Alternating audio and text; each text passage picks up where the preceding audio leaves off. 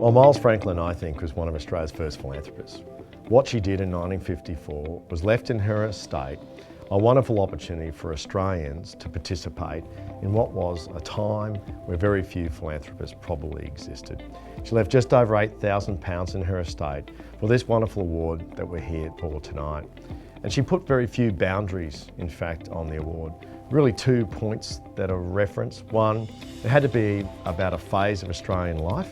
And secondly, the award had to be granted only for the highest merit. To be the trustee of the Miles Franklin Award is a wonderful privilege for Perpetual.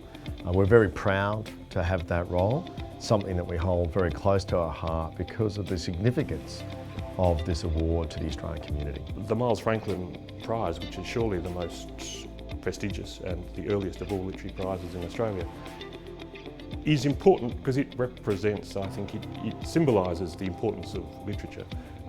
It promotes Australian authors to an Australian audience, indeed to an international audience.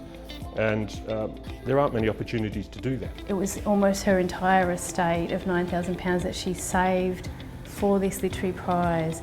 And she, that was £500 a year in a time when the wage was only £11 a week. So that's incredible. It's really saying this is important. I want this to be valued. I want people to have the time to write the best they can write. And that's what money or prizes can give you, that gift of time. All of the writers before that have won the Miles Franklin or been shortlisted for it, when I look back, they're the people that I've read and have been really important, that I've sort of built my own writing on in some ways.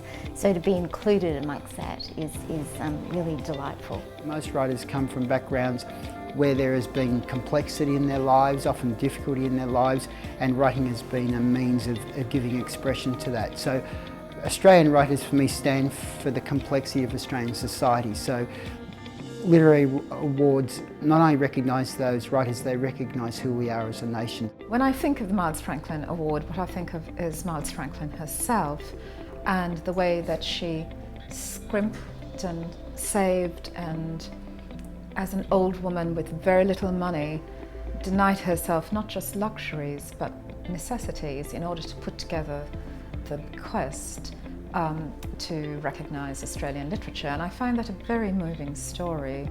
Look, it's a huge honour to be shortlisted for the award. It's the premier literary award in the country. It obviously deals with Australian life in all its aspects as part of the brief for the award. So I suppose, it has that extra quality of speaking for Australian literature and for Australian readers who are interested in our own stories. You can really understand the preoccupations and the fears and the pleasures and sorrows of a country by the art it produces, and the variety of those things. I think one of the greatest things you could learn from reading Australian literature is how various the experience of Australianness is.